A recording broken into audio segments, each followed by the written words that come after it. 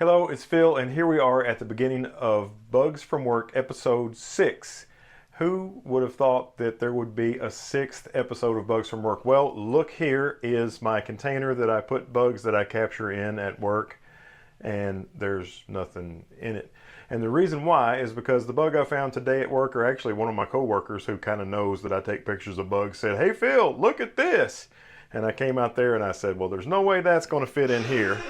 So I had to finish my coffee and put the giant bug in here.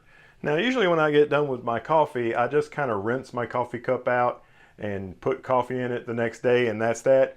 Not this time. We're going to bleach this thing. We're going to pour vinegar in it. We're going to run it through the dishwasher. We may hit it with a flamethrower because I want to make sure there's no bug flavor still up in this thing. But there's a huge bug in here and I can't wait to show it to you. Okay, so this is a Rhinoceros Beetle, and when we saw him at work, he was just kind of laid out on the porch, but he's not dead. He's active, especially if you give him something to hold on to. But as you can see, fitting him into this would have been extremely difficult. And so I'm using the Crafty Bells Diffuser, the RF100, the Canon EOS R6, and the Meike MK-320, and it looks like I'm at 1/160th of a second f11 ISO 160 1/4 power on the flash. And he's so big I'm going to have to shoot him from a lot further back. I could probably shoot him with a whole different lens, but getting as much of him in focus as possible is going to be the tricky part. It's actually not bad, just right out of the gate. There's not much life to him, but if you try to pick him up, you'll see he's still kicking. I'm going to try to get this shot at a different angle than the last one. Here are the Rhinoceros Beetle photos, and look at the interesting hair that it has kind of coming out on the bottom of its top horn and all over the bottom of the beetle, and even kind of on its face right above its eyes. Really interesting looking, and such a huge insect. Really fun to photograph as well. I thought I would take a photo of the back of it because I like the interesting patterns on it. And when I released it outside, as you'll see later, it climbed down onto the side of the railing, and it's happiest when it can hold on. Also, I made a quick photograph of one of the flowers growing out on the back porch when I released the beetle.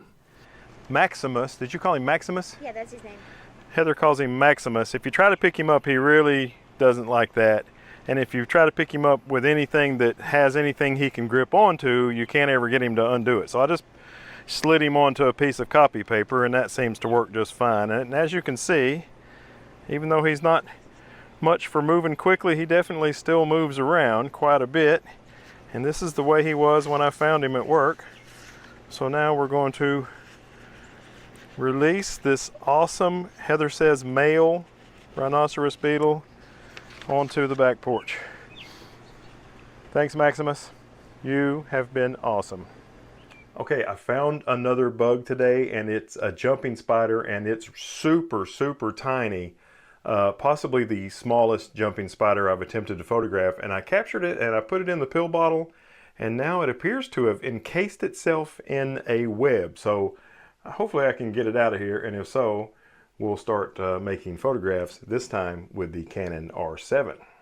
I stuck a small knife blade down in there and kind of moved around the spider web that it had made, and now it is out and running around, and this guy is fast, so this might be tricky, but I'm releasing him into the product photography studio, well, soon. Right now he appears to not realize that I'm about to let him go, and he's climbing to the top. He is out. Look at him jumping. I told you he jumps. I was telling Heather that this jumping spider earns its name more so than any other one.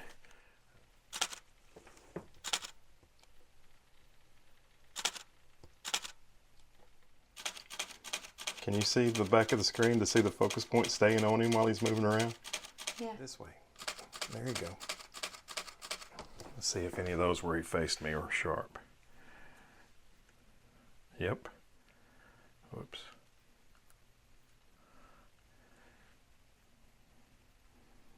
Autofocus macro camera. How crazy is that? Here is the jumping spider and the photos that I made. First time I ever did macro photography with my new Canon R7, and as you can see, it does really well. And I actually presented this part of Bugs from Work 6 as a separate video, so you may have already seen these photographs, and one of the viewers of that video informed me that he thought this jumping spider was a female, so that's really cool to know. It's still interesting to watch the threat displays, and these jumping spiders are so cute and so fun to photograph and just kind of easy to catch and easy to release. So always a thrill to find and catch a jumping spider for a quick photo shoot, and I hope you are enjoying these pictures as much as I enjoyed making them. All right, it's time to release this little jumping spider. This is the, oh, he's on my hand. He's jumped out, he's actually on me. Oh, and now he has jumped down there. So he's released himself, and that is the second bug in Bugs from Work 6, but the first subject I've ever photographed besides Heather's eyeball for a test shot with the Canon R7. Look at this container. I was at work today, and I really did not plan on looking for any bugs. I've got a lot of other stuff going on, so I didn't really have time to do a bug photo shoot after I got home from work. And I didn't even have my bug container, which doesn't matter because this bug wouldn't fit in there. One of my friends at work said, "Hey Phil, have you photographed one of these yet?" And I went out and looked at what he was pointing out to me, and it was, what did we decide it was? A Rustic Sphinx? A Rustic Sphinx moth. Really big, a good bit bigger than the leopard moth that we photographed, I think maybe in the previous episode. So I keep the bugs all day, usually in the pill bottle, and I can kind of observe them. But on this one, I just took one of our coffee cups from work, which we don't have lids for, and I took up some paper towel out of the bathroom and stapled it around the rim. So there's a giant moth in here, and I don't know what's going to happen when I take the lid off. So we shall see. Oh, and I'm using the R7 and the Crafty Bells Diffuser, the RF 100mm macro, and the Meike MK-320. Oh boy, here we go.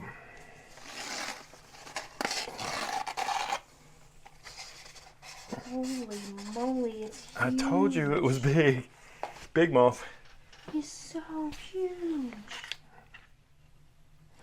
So I set this lens to limit itself with this switch to only macro distances. But in order to fill the frame, I'm going to have to get further back than macro. So I've had to switch it to the full length of its focus.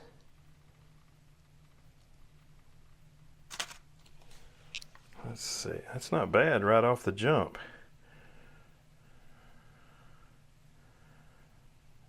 That's a pretty good bit of detail. You know, the further back you are, the more depth of field you get. I think I'm going to shoot it from even further back. I've just got this single point, focus point, moved to its eye. It's pretty cool looking. This camera is proving to be really excellent for macro work. Here are a few of the photos of the Rustic Sphinx moth that we made. Heather always helps me out running the camera, and there's a really up close kind of a headshot, and Heather really liked the way that it had some of its little fur that it has is gold, or maybe it's orange, and just a beautiful moth. And even though when I was able to shoot this from further back, and that should give me more depth of field, there's also a lot more subject, so it's still hard, even though this subject is a little bit bigger, or maybe a lot bigger, still hard to get the entire subject in focus in one shot. But I still think these photographs came out kind of nice of the Rustic Sphinx moth. All right, let's see if we can turn loose of our Rustic Sphinx. Come on out there, big guy. This way. There you go. All right. Thank you. Thanks for the photo shoot.